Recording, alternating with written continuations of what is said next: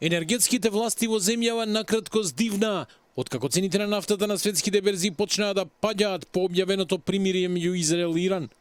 Председателот на регулаторна комисија за енергетика Марко Бислимовски е задоволен што поевтинува и природниот газ, што може да ги ублажи понатамошните притисоци врз домашниот пазар.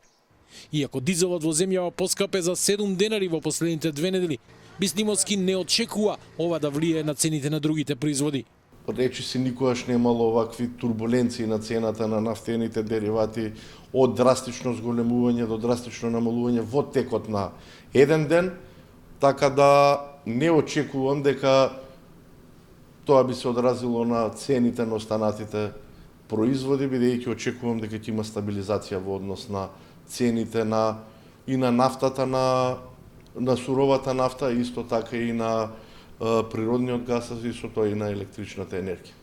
Дел од економските експерти вчера предупредија дека ако растот на цената на нафтата продолжи, владата треба итно да преземе мерки како намалување на акцизата, ДДВ или полнење на стоковите резерви.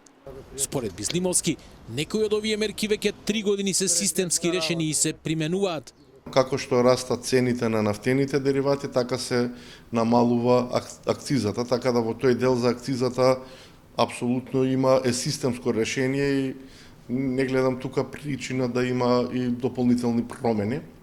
Во однос на ДДВ-то, тоа е секогаш одлука на владата, во однос на приливите кои што ги имаат, но секогаш е неблагодарно за државните резерви во кој момент да се полнат. Во меѓувреме, дел од индустриските гранки во земјава со загриженост ја следат нестабилната ситуација на Блискиот Исток.